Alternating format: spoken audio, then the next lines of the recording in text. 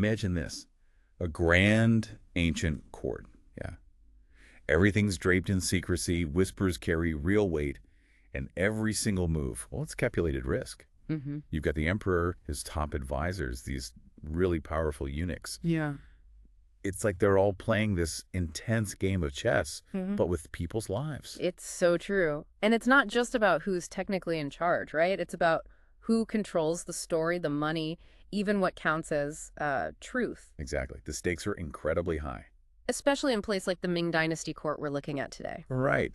So, welcome everyone. We're doing a deep dive today straight into the heart of that court, specifically during the Jiajing Emperor's reign. Yeah, a really fascinating period. And our mission really is to unpack this whole series of, well, incredibly complex events. We're talking corruption, big military campaigns, intense political maneuvering inside the court. We really want to show you how power actually worked behind those palace walls. And we've got some amazing source material to work with. Oh, absolutely. The sources are fantastic. We have these detailed accounts of exactly what was said and done in court meetings, Like flies on the wall. Pretty much. Right. And then there are military reports that almost put you on the battlefield. Plus, personal letters, even confessions. Whoa. Yeah, they really shine a light on this tangled web of relationships, the clashing agendas. Right. It's rich stuff.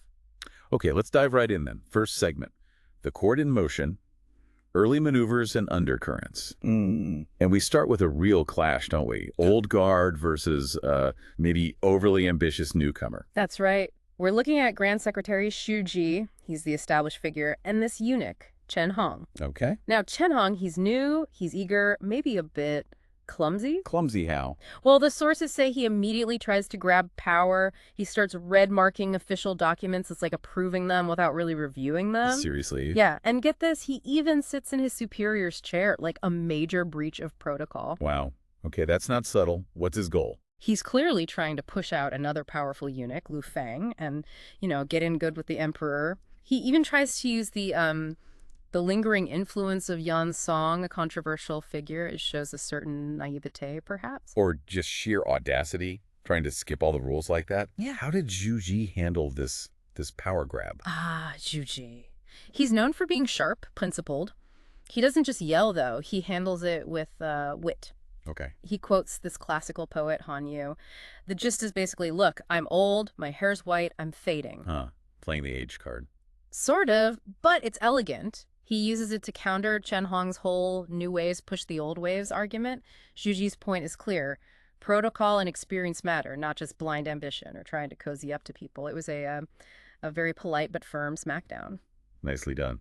And speaking of subtle messages, Zhu Ji gets one himself, doesn't he? From the emperor. Yes, and this is fascinating. It's delivered by another eunuch, Huang Jin. It's just a small slip of imperial paper with a classical poem on it. A poem? What does it say? The poem is about a beautiful, peerless woman whose glance can overthrow cities and nations. Sounds nice, right? Yeah. A bit dramatic, maybe. But the hidden meaning, delivered this way, is basically a warning from the emperor to Xu Ji, behave yourself. Or maybe, watch your step. Oh, why so indirect? Why not just tell him? That's the emperor's style. It's all about maintaining mystique, testing loyalty through these veiled messages. He uses poetry, trusted messengers like Hong Jin. It sends a powerful signal without a direct confrontation. Keeps everyone guessing, keeps them on their toes. Very clever, very imperial, I guess. So while Zhu Ji is dealing with all this, what about the big boss, the first Grand Secretary Yan Song? He's supposed to be sick. Declining. He is ailing, yes, but don't count him out. His political mind is still incredibly sharp. Really? Oh, yeah. Our sources show him figuring out exactly what's happening at court. Even private meetings, like one between Zhang Zhusheng and Xi Ji, he's still plugged in. So he's still pulling strings. It's definitely advising. He gives his son, Yan Shifan, who's known for being impulsive, some crucial advice. Basically, getting the right people on your team is the absolute key to achieving anything big. Sounds like standard management advice, but probably with higher stakes here. Exactly. For Yan Song, it's about keeping his faction strong. And it gets darker. His view on the taisha of the Japanese pirates causing trouble in the southeast is really something. Oh, yeah. What's his take? He argues they shouldn't actually be completely wiped out. Wait, why on earth not? They're a menace, aren't they? They are, but Yan Song's logic is pure political calculation. He literally says, as long as the pirates are around, Hu Zongxi and the general fighting them is needed. As long as Hu Zongxian is needed, nobody can take us down. Oh, so keep the crisis simmering to keep your guy indispensable, which protects you. Precisely. It's cynical, but it reveals this ruthless focus on maintaining power. He's not solving the problem, he's managing it for his own benefit. That's chilling, actually. It shows how instability can be, like, weaponized. Absolutely. And to smooth things over with Hu Zongxian, who he's apparently wronged in the past, How so? things like apparently ordering bikes destroyed, letting pirates escape, serious stuff.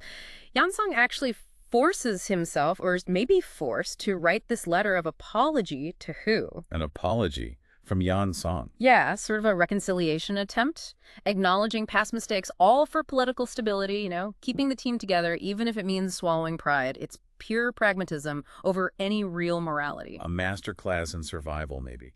Okay, let's shift focus now from the plotting in the capital to the actual fighting down south. The Southeast crisis.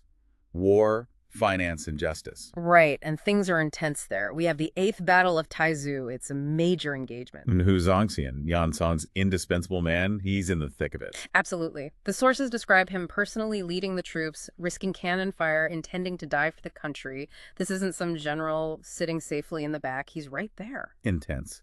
And there's another figure, Qi Dazu, who plays a key role with a very personal motivation. Yes, this is where the big picture conflict gets incredibly personal. Qi Dazu has this vendetta against the pirate leader, Inui Yuzanru. Why? What happened? Apparently, Inui had assaulted Qi Dazu's wife. Oh, wow. So in the middle of this huge battle, Qi Dazu seeks him out. There's this dramatic single combat described he fighting heroically, fueled by revenge. He eventually defeats Inui, but it's a close call. Man, you can just picture it, personal revenge playing out amidst this massive military clash. It really brings home the human element. It does. But victory, even a big one like this, comes at a cost. Right, the aftermath. Armies cost money. A lot of money, and they needed it fast. This brings Zhao Zhenji into the picture. He's the official tasked with finding the funds. And he takes some pretty drastic steps, doesn't he? Extremely drastic. He basically orders the confiscation of property belonging to 2 officials, Zheng Bishang and Himao Kai, who are accused of corruption but haven't actually been convicted yet. Wait, he seizes their stuff before they're found guilty? Is that even legal? Highly questionable, even then. But Zhao Zhenji is desperate. He basically says, look, if the court hasn't convicted them by the time I act, I'll take the blame, but we need the money now. And if you guys don't confiscate their homes, I'll confiscate yours. Whoa. That's ruthless. Pure pragmatism, I guess. And justifies the means. That's the huge question it raises, isn't it? In a crisis, how far do you go? Zhao Zhenji is definitely in a gray area, putting military needs above the letter of the law. It shows how justice can get sidelined when survival is on the line. Which leads us neatly into the next problem. The confession controversy. This involves Hairui, right? A name often associated with unbending integrity. That's him. So Zheng Bichang and He Mao Kai, the guys whose property was just seized, they had confessed earlier, interrogated by Hairui. What did they confess to? Just corruption? No, Hairui's initial confessions were explosive. They implicated high-ranking officials in really serious crimes, that whole destroying dikes and flooding fields thing, collusion with pirates. Yeah. Stuff that could bring down powerful people. Okay, so the powers that be weren't happy about that. Not at all. The Directorate of Ceremonial and the Grand Secretariat, basically the top court bodies, order a re-examination of the confessions. Which is code for? Change them, make them less damaging, protect the important people involved. Zhao Zhenji and another official, Tan Lun, they feel the pressure and decide they have to comply. But Hairui, he's not going to just play along, is he? Absolutely not. He's like a rock. He says, point blank, if the imperial confession is changed by even one character, it is deceiving the emperor. Full stop. Let's see. Incredibly, he demands to handle the re-examination himself, alone. He even refuses help from someone trying to shield him, saying something like, I'll take full responsibility for this case, whatever happens. Wow. So how does he square this circle? He has to re-examine but refuses to falsify. What does he do? It's actually quite brilliant in a way. He holds the re-examination. He allows Zheng and He to retract their previous damaging testimony. They now confess only to corruption. Okay, so he seems to be complying. But then he brings in lower-ranking military officials, guys named Jiang Qianhu and Zhu Qianhu. And he uses testimony from their subordinates to force them to confess. Gets us to what? They confess that they were the ones who destroyed the dikes and released pirates, acting on orders. Ah. So he gets the truth out, that the crimes happened and were ordered from higher-ups, but the new confession from Z, and he doesn't explicitly name those higher-ups. Exactly. He confirms the conspiracy, the deeper truth, without directly implicating the very top figures in the revised document. He technically followed the order to re-examine and produce a less damaging confession from the main culprits, while still exposing the underlying facts through these other testimonies. That's some serious maneuvering. He found a way to maintain his integrity while navigating immense pressure.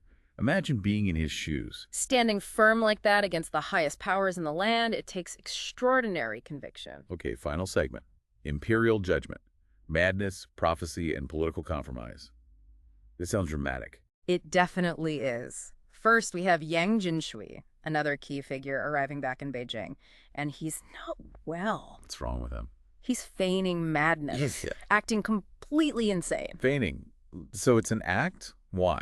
It seems to be a political strategy. Remember Chen Hong, the ambitious eunuch from earlier? He tries to test Yang Jinshui's madness, probably with torture. Oof. But Huang Jin, the emperor's trusted messenger, steps in.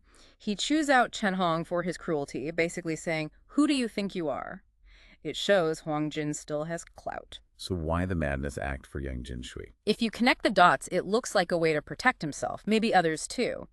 If he's officially mad, how can he be properly interrogated or held fully responsible for past actions, especially things potentially linking back to the palace? Plausible deniability through insanity. Hey, clever. And then the emperor himself gets involved, but not in a normal way. Right, this is the weird interrogation scene in his private Taoist chamber. Exactly, the Jingshen Zai. The emperor doesn't just question Yang Jinshui. He uses incense, sounds, calls himself by his divine Taoist titles like Fei Yuan Zhenjun. It's like an exorcism ritual. An exorcism. Seriously. Well, that's the performance. He's supposedly driving out the demons possessing Yang Jinshui, and through this possessed state, Yang Jinshui confesses. What does he confess to? He tells a story involving another figure, Shen Yishi. He implicates some lower-level eunuchs in corruption, points fingers at Zhang Bicheng and Himo Kai again, and even names Yan Song and his son Yan Shifan. So he's naming names. Yes, but strategically. Crucially, he claims he knows nothing about Lu Feng, the eunuch Chen Hong wanted to replace. And even weirder, he says Yang Jinshui himself is effectively dead, like the demon took him away. So, the emperor gets the dirt he wants on certain people, confirms some corruption, links it to the Yan family, but conveniently gets nothing on Lu Feng, and Yang Jinshui himself is off the hook because he's mad or gone. You got it. It's pure political theater. The emperor uses this spiritual smokescreen to extract exactly the information he finds useful and dismiss what he doesn't, all voiced through a madman. It's a controlled narrative, start to finish. Incredible manipulation. Meanwhile, there's another loose end. Gao Hanwen, the scholar official, he's been in prison, and he has a conversation with this woman, Gei Niang. Right. And she dropped a bombshell on him. He thought maybe she was there to somehow trap him or something. But that wasn't it. No. She reveals the harsh truth. She wasn't trapping him. She was being watched herself. She was a key witness to Shen Yishi's shady financial dealings. Keeping her close to Gao Hanwen meant keeping her alive and available as a living testament, a huku if the emperor ever needed her testimony later. Wow. So her presence wasn't about him, it was about preserving her as evidence. Exactly. And then she delivers this really cutting critique of Gao Hanwen, and by extension, Shen Yishi. She compares them to students who heard a famous ancient musical piece, The Guangling Sun, played by Ji Kang, but didn't truly understand its spirit. What's her point? She says Ji Kang, the musician, wasn't interested in official posts or material wealth. But Gao and Shen, they lack that broad-mindedness. They got caught up in the game, maybe compromised their ideals for ambition or survival. It's a powerful critique of idealism crashing against the rocks of court reality. A harsh truth indeed. Okay, so all these threads, the confessions, the madness, the financial mess, the military situation, they all come together for the emperor's final judgment. Yes. And Yi Jing, being Zhu Jing, approaches it ritualistically. He consults the I Ching, the ancient divination text. He gets a Qian hexagram, symbolizes heaven, strength, prosperity. He interprets this as heaven's will, giving him the green light. Of course he does. And there's a final court session. A very significant one. Jiring, Yan Song, Zhiji, and surprise, Lu Fang is there too. Hongjin had secretly brought him back. Ah, interesting. And the emperor makes these subtle moves. He gives Zhu Ji a seat, which is an honor. Then he holds this impromptu Taoist poetry competition, a kenshi. A poetry slam. Sort of. He names Zhu Ji the winner, the Zhuangwan, and Yan Song second place, the Bangyan. It's a way of acknowledging their skills, but also very clearly ranking them, subtly signaling Zhu Ji's rise and maybe Yan Song's slight decline in favor. Power dynamics played out through poetry. Yeah. Okay, and then the big moment with Hai Rui's confession. Yes. The crucial point. Jiao Jing takes Hai Rui's original uncensored confession, the really damaging one, and he dramatically burns it. Burns it? Burns it, declares something like, let heaven decide, but he keeps the other version, their examined one, that Hai Rui produced, the one that only convicted Zhang and he of corruption. So he destroys the deepest truth and keeps the politically convenient version. Precisely. It allows him to render judgment based on the narrative he prefers. And what are those final verdicts? It's a masterful balancing act. Zhang Bichang and He Maokai are punished for corruption, along with 3 eunuchs from the Weaving Bureau implicated by Yang Jinshui's mad confession. Okay, some heads roll, but for the lesser crime. What about Hai Rui? Hai Rui is kind of implicitly praised for his thunderous methods, but his full report is suppressed. He survives, his integrity noted, but his findings are buried. Gao Hanwen, the scholar, is reinstated. And the Yan family, Yan Song and his son. Yan Song keeps his position, for now, but his son, Yan Shifan, is stripped of his current post. However, he's given a new job. Go clear up the salt taxes.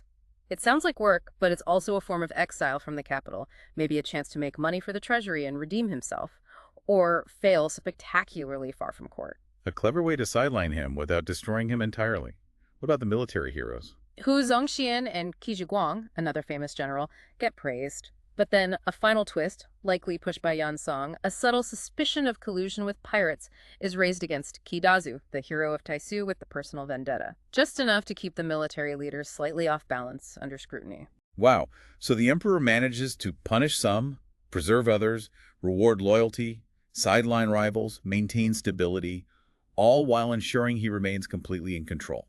It's less about pure justice and more about effective political management. That's exactly it. It's political survival and control above all. This whole sequence shows just how complex these power dynamics were. Personal ambition, loyalty, the greater good, they're all constantly colliding. And truth itself becomes flexible. Very flexible. It's shaped, negotiated, sometimes manufactured, rather than simply discovered. So wrapping this up, we've really seen this intricate tapestry of power, justice, ambition play out in Jiajing's court. From officials resisting subtly, commanders acting ruthlessly out of necessity, to the emperor's own, frankly, manipulative genius. Yeah, truth was definitely a tool, wasn't it? A tool used to maintain stability and control. It's a compelling look at how power operates in these closed, high-stakes environments. It really makes you think. It's a stark reminder that wielding power often means navigating some very murky moral waters. So here's something to leave you with. In a system like this, where one person holds ultimate power, is what we call justice. Really more than just the story that the powerful decide to tell. And what could that reflection tell us about how we perceive truth and power in the complex systems we navigate ourselves, even today?